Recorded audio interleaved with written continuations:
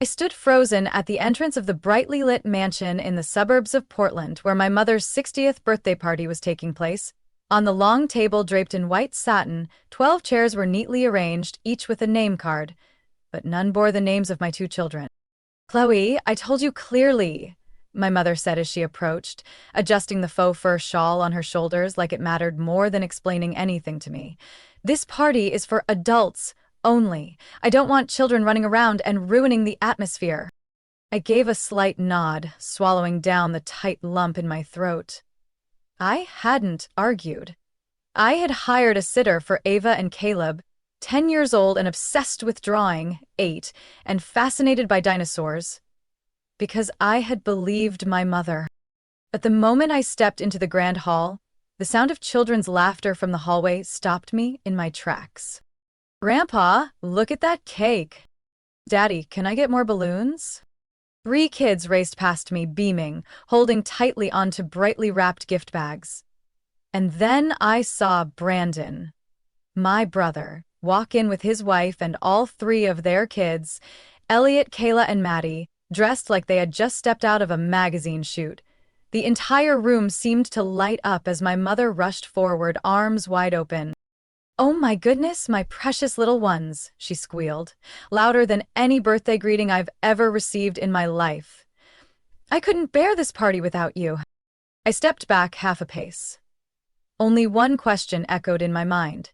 Why weren't my children allowed here, but Brandon's were welcomed like VIP guests? My mother finally seemed to notice me. Her eyes swept over as if I were a server arriving late to the shift. "Chloe," she said, slipping into that perfectly performed tone of false concern, "don't be upset. You know how Brandon's kids are different. I'm sure you understand." "Understand?" I repeated, my voice low but no longer soft. "So mine aren't different enough to be invited?"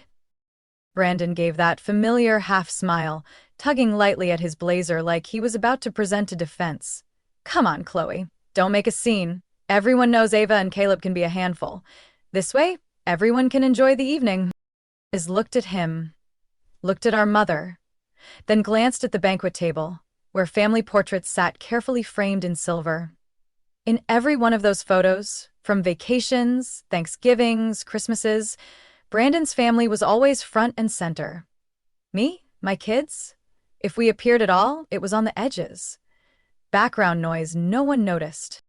I don't remember leaving the table. I just know I couldn't sit in a seat arranged by someone who once called me daughter but treated my children like outsiders. I pulled my phone from my purse. On the screen was a number I hadn't dialed in years, someone I once knew, someone I had lost touch with, but who suddenly came to mind in this exact moment. I took a deep breath. "If you think Ava and Caleb don't deserve a seat at this table," I said slowly, each word falling like cold stone on the marble floor, "then I'll take them somewhere people open the kitchen door. Not gatekeep love with labels like special." I walked out of the mansion to the sounds of celebration, music that now felt like the background score to an ending. But for me, it was the beginning. I drove through the misty streets of Portland, hands still trembling slightly on the wheel. In the rearview mirror, the mansion's lights faded like a flashback I was finally ready to leave behind. This wasn't the first time my mother had made me and my children feel like we didn't belong. It was just the first time I had no energy left to pretend otherwise. I remembered Thanksgiving night 3 years ago. Brandon and his family had flown in from Seattle, bringing the roast chicken my mother had personally prepared. When I asked what I should bring, she said dismissively, "Just grab a loaf of bread or something, Chloe." When I arrived, the artisan loaf I had picked up from the local organic bakery hadn't even made it to the table. "Doesn't match the flavors," she said, before turning to Elliot. "Sweetheart, have you tried the sauce Grandma made just for you?" Ava was only 7 then. She stood behind me, clutching a small, clumsily wrapped gift, a handmade card with a paper heart. My mother never opened it. It sat forgotten on the shoe rack next to a rain-soaked umbrella. I didn't scold her. I told Ava, "Grandma's just busy, she'll see it later." I lied. The first time, then the second, and the third. I lied to shield my kids from pain. I remembered Caleb's birthday last year. I planned an outdoor party, invited a few friends, and hoped my mom would join. That morning, she texted, "Headache. Can't be out in the wind. Tell Caleb happy birthday." 1 hour later, I saw a photo she posted online, sipping tea at a high-end cafe downtown, wearing the pearl earrings I bought her for Christmas, ones she never wore at my house. I held back tears, set up the cake, led the games, blew the balloons, pretended it was all fine. Caleb asked, "Is Grandma coming?" I smiled and said, "She's just a little busy, sweetheart." At every family gathering, my mom always asked Brandon first, "What dates work for you?" Me? I'd get the final details after everything was set. An afterthought. I used to think I was imagining it, that I was too sensitive. I blamed myself for being a single mom, for not being as successful as Brandon, for having a daughter who doodled on the furniture and a son who couldn't sit still. But eventually I realized it wasn't that I didn't try. It's that I was never allowed to be enough. My mother could recite Kayla's GPA or Elliot's spelling bee wins by heart, but when I mentioned Ava had placed second in the citywide art competition, she just nodded vaguely and changed the subject. "That girl is too introverted. You should be worried." I used to make excuses. She's just getting older, maybe she forgets. I used to dismiss the comparison. Maybe she didn't mean it. But tonight, when I saw Brandon's kids lounging on velvet cushions while Ava and Caleb were left behind with a sitter, I couldn't keep lying. Not to them, and not to myself. I stopped at a red light. A light drizzle blurred the store signs on the sidewalk. In that moment, I caught a glimpse of my reflection in the windshield. Not a dutiful daughter trying to please her mother, but a mother learning to protect her children from the very wounds she once endured. I exhaled. The light turned green. I didn't know what was ahead, but I knew this much. Ava and Caleb would not grow up believing they had to earn love by asking for permission. I opened my phone. Still there, the number I had dialed right before leaving the party. Ethan Russo, the guy I'd gone to the Montana Culinary Institute with. We used to volunteer together in a community kitchen back in 2008. I'd heard he'd recently opened a new restaurant, one that celebrated creativity and difference. I tapped call. This time, I didn't ask for permission. I didn't wait for an invitation. I called to open a new door, not just for me, but for two children who had never been properly welcomed in the home they should have belonged to. I turned onto a narrow street near Portland's Pearl District, where the soft yellow lights from boutique restaurants shimmered on the freshly rained pavement. Phone pressed to my ear, I waited, heart pounding, as the rings echoed against the windshield. "Chloe Mitchell?" A deep, surprised voice answered. "Is this the same girl who tried baking brownies in the middle of class at Montana Culinary?" I let out a small laugh, the first one all evening. "You still remember that, Ethan Russo? How could I forget? You nearly set off the fire alarm trying to modernize tradition. What's up, everything okay?" Or swallowed a breath. "Are you at Mendocino right now? Your new restaurant?" "I'm in the kitchen. It's a busy night," he replied, then paused for a second. "What's going on? Are you okay?" I glanced at the car lights behind me, reflecting in the mirror as if they were exposing emotions I hadn't yet named. Not really, but I wanted to ask if my kids and I could come by. Ava and Caleb, they love cooking, and they need something special tonight. There was a few seconds of silence before Ethan replied, warm and steady, "Come over, right now. I have an idea." 15 minutes later, I parked in front of Mendocino, a restored old red brick building with elegant black-framed glass doors, and the words, "Honest Food for All," glowing softly through the mist. I held Ava and Caleb's hands as we walked in, both still dressed neatly like they were heading to their grandma's party, but now their eyes were filled more with anticipation than sadness. The moment the door opened, the warm scent of basil, sizzling garlic, and fresh bread filled the air, soothing every leftover sting of rejection. Ethan stepped out from the kitchen, sleeves rolled up, apron embroidered with the Mendocino logo. He still had that same smile, not flashy, but grounding. Chloe. He nodded, then knelt down to meet the kid's eyes. And these are? Ava, she said softly. And this is my little brother, Caleb. We've watched your cooking videos online. Ah, so I'm meeting fellow chefs tonight, Ethan grinned. Come on, I've got a special table set up and a plan if our junior chefs are willing to help. Ava and Caleb looked at me, seeking permission. I nodded. Instantly, they followed Ethan, their eyes lit up like lanterns just switched on. We were led to an open kitchen space in the back of the restaurant, an area Ethan used for small weekend cooking classes. On the long wooden table were trays of prepped ingredients, vegetables, spices, baking molds, and a small whiteboard that read, "Tonight's dish, chosen by Ava and Caleb." Before we cooked, we eat, Ethan said, pointing to a small table set with 3 plates. Pan-seared salmon with chestnut rice and passion fruit glaze, for chefs who need their energy. When Ava whispered a question about how to chop cilantro without bruising it, and Caleb watched a sous chef stir a sauce with intense focus, I realized something. Recognition doesn't come from trying to enter a room where you were never welcome. It comes from building one of your own. After dinner, Ethan handed them 2 small aprons labeled Junior Chef, then led them into the main kitchen. The professional chefs clapped to welcome them. Some even called Ava Herb Queen after she named every leaf in the basket without help. Caleb was asked to stir the sauce alongside the sous chef. He did it while singing. No one rolled their eyes. They clapped and laughed. I stood off to the side, eyes stinging. Ethan came over. They've really got talent. I've always known, I said, voice breaking.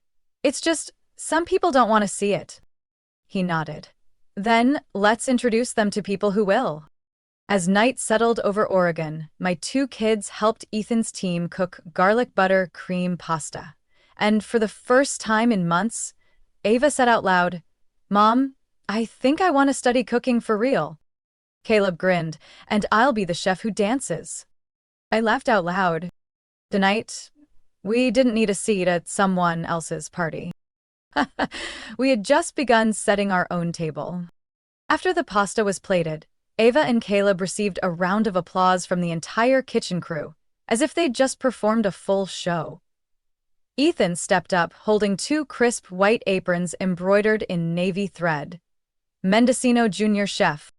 These are to officially recognize our 2 young culinary talents, he announced, his voice rising above the scent of fresh basil and grated Parmesan. Ava clutched hers to her chest. Caleb leapt in excitement, nearly knocking over a tray of bread. The room erupted in laughter. Not one person scolded him. A head chef patted his shoulder and said, "This guy can stir sauce and breakdance at the same time. That's talent." I stood silently, heart full. Ethan signaled the kids over to the main prep station, where ingredients for a special dessert were ready. A small sign read, "Creative Corner, Dessert, by Ava and Caleb." "Tonight we're doing something new," Ethan said. "Not the classic tiramisu, but a mint chocolate berry tiramisu, based on our young chef's idea." Ava had sketched it in her notebook, ladyfingers lightly soaked in mint-infused coffee, layered with mascarpone blended with white chocolate and crushed blueberries. Caleb suggested a special topping, crumbled Oreos mixed with blended dried strawberries. Ethan examined the sketch, nodding. "Sounds risky, but risky is where genius lives." Ava was in charge of the cream. Caleb, a little clumsy but determined, was guided through pressing berry juice with a small extractor. Ethan gently explained each technique. When folding mascarpone, don't beat it. Think of it like handling a secret, fold gently. In less than an hour, the remixed tiramisu was complete. I couldn't take my eyes off them. My children, not trying to be accepted, but simply shining. "Chloe," Ethan turned to me, "would you like a taste?" I took a small bite. The soft mascarpone, the mint drifting through sweet berry, the crunch of Oreo. It wasn't traditional, but it was confident, creative, and completely theirs. I chuckled. "It's wonderful," I said. Ethan smiled. "I think this dessert needs an official name." He motioned to a sous chef. Less than 10 minutes later, the digital menu screen on the main wall updated under the tonight's special desserts section. Ava and Caleb's mintberry tiramisu. Portion of proceeds go toward the Portland Youth Culinary Scholarship Fund. Ava's eyes widened. Caleb shouted like he'd won a game show. Really? Our names on the actual menu? Absolutely, Ethan replied. Because this isn't just delicious, it's a symbol of creativity, resilience, and well-earned recognition. As customers began ordering the dessert, the restaurant's media coordinator, Lily, asked to take pictures of the kids with their dish. Ava was shy, but agreed. Caleb struck a pose like he was auditioning for Junior MasterChef. Do you mind if we share these on social media? Lily asked me. The response to inclusive recognition for kids lately has been incredible. I looked at my two radiant children, proudly wearing embroidered aprons, and nodded. Please do. Let people see what my kids once labeled too difficult are capable of inspiring. A bell rang through the kitchen.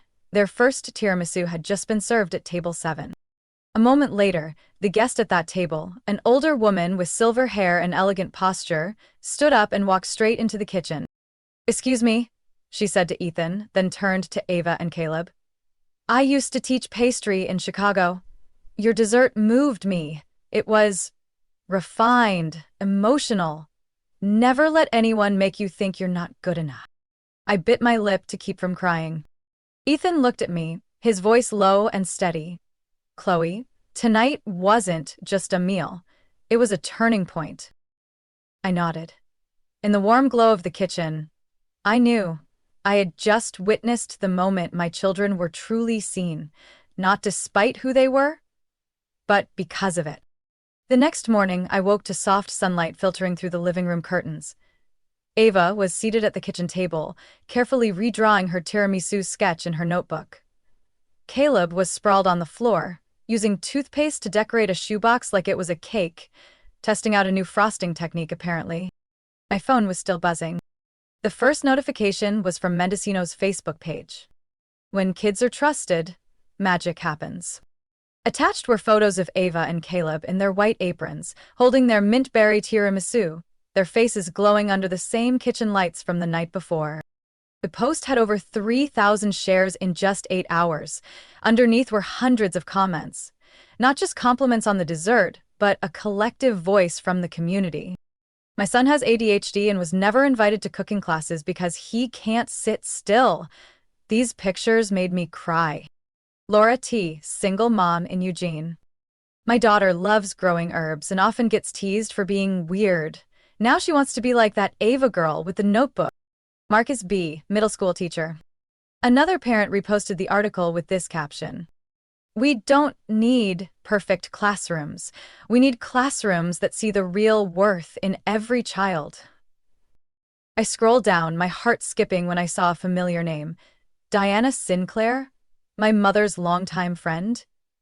She wrote, Chloe's daughter is truly precious. Maybe it's time someone in the family rethinks how they treat their own. I let out a breath.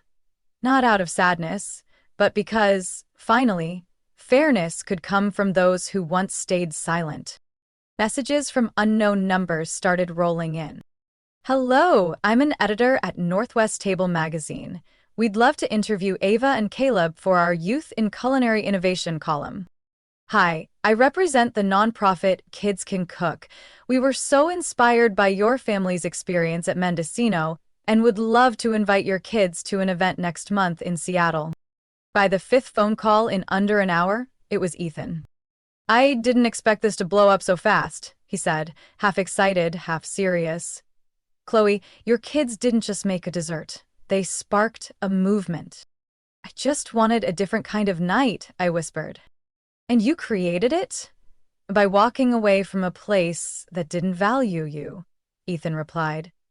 Now parents are asking if Junior Chef can be expanded. I'm planning weekend classes with a flexible structure for all kids, no matter their learning style or personality. My chest tightened in the best way. And I want to ask, he added, would you help me build this into a statewide network? I looked over at Ava, who was helping Caleb spell the word mascarpone correctly.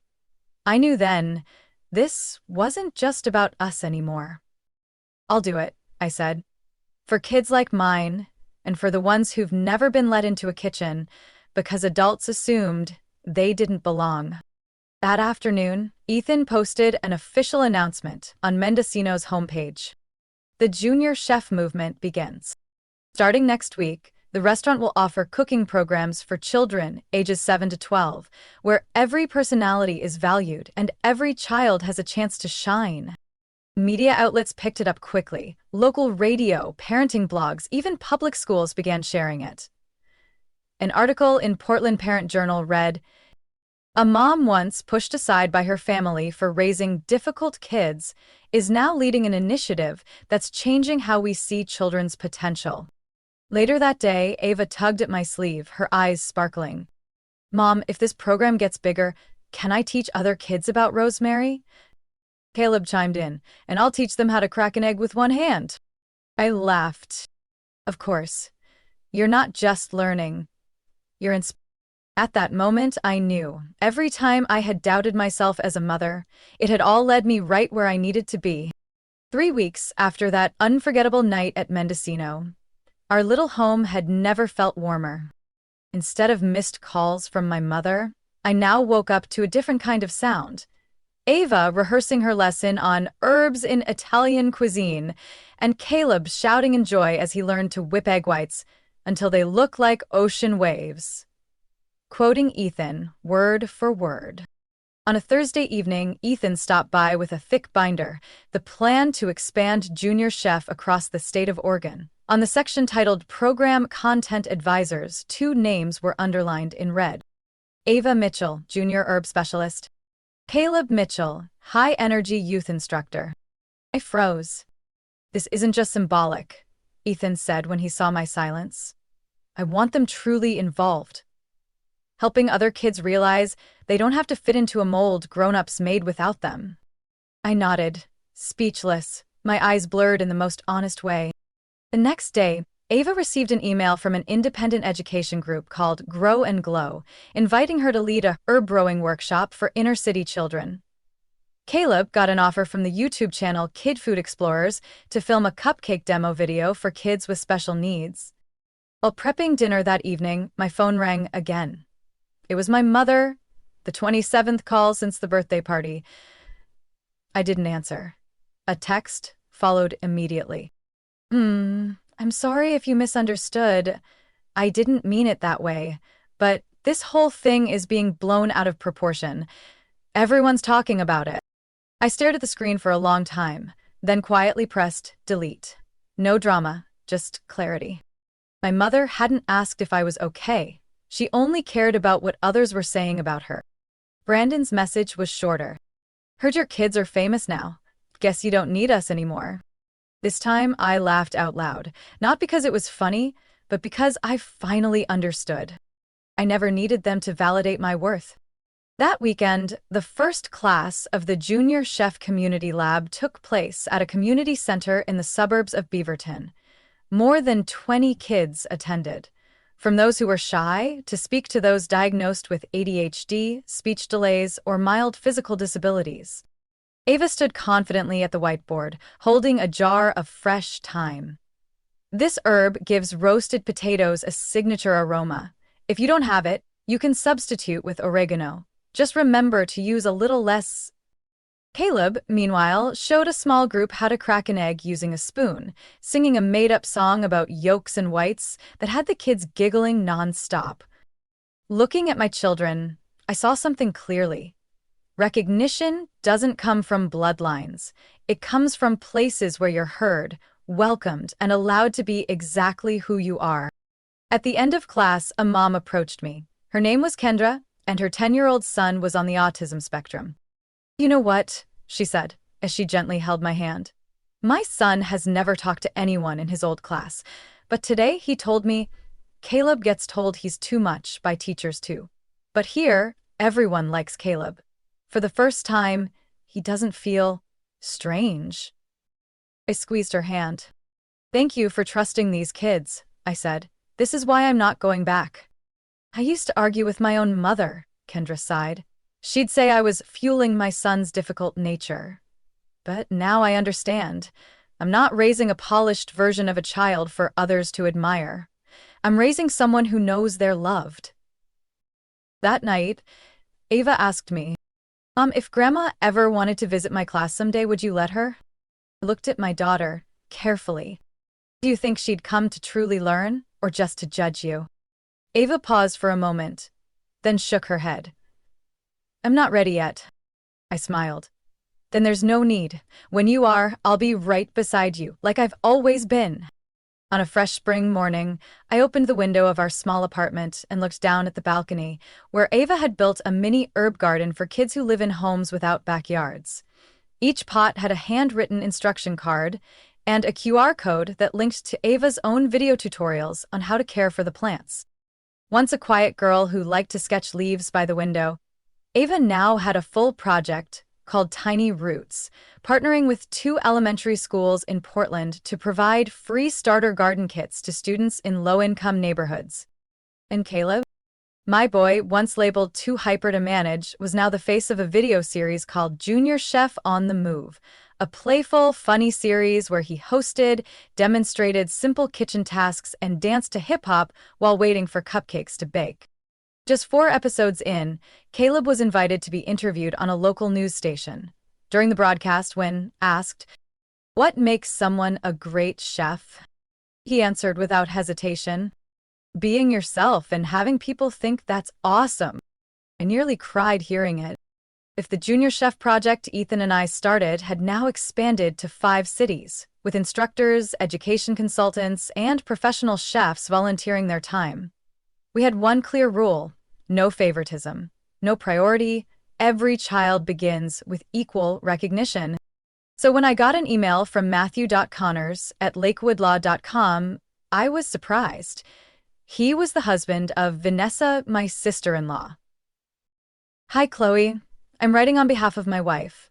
Our daughter Kayla is a big fan of Caleb's videos and hopes to join a junior chef class in Beaverton if there's space. No pressure. We just wanted to apply early. Thanks. I read the message, then quietly forwarded it to the registration team, just like every other application. 3 days later, I got a response from the team.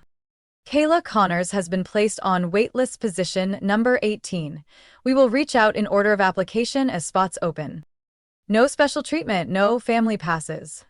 I didn't respond. I let time speak for itself. One afternoon, while Caleb was filming a new video in the small studio behind Mendocino's kitchen, I brewed coffee for Ethan and me. He sat by the window flipping through a draft proposal, expanding into Seattle and creating an official scholarship program called the Chloe Fund, aimed at supporting single mothers raising food-loving kids. I stared at the name, shaking my head. "Ethan, I don't need my name on it." "You don't," he said with a smile. "But kids need to know that someone's mom stood up when no one else would." The sun set softly through the thick glass, casting shadows of Ava watering her rooftop herb garden. Caleb was humming a parody of Uptown Funk as the intro to his How to Peel Garlic with Chopsticks segment. I sat down on the wooden stool by the kitchen, the same one that felt foreign just 3 weeks ago. Now it was home. Not just for us, but for dozens of families who had once been pushed to the side. I opened my phone and scrolled to an album titled The Table We Built. It held no photos from fancy banquets, but captured more happiness than any holiday I had ever attended. I remembered what Ava said on that first class day in Beaverton. "Mom, I like how here they ask us what we want to cook. No one gets forced to make something they don't like." Maybe that's the truest definition of family I've ever heard. Not a place you're born into, but a space where people choose each other every day. Where recognition comes not from titles, but from actions. I used to be the one cropped out of the photo. Now, I'm the one behind the camera, capturing Ava's bright eyes as she talks about oregano, Caleb's cheeky grin as he tosses herbs into the air, and those tight hugs from kids who once believed they weren't good enough to be loved. If someone asked me whether I hold any resentment, I'd smile and say, no. because sometimes being excluded leads you right to where you truly belong. Chloe's story is a powerful reminder that exclusion isn't always the end.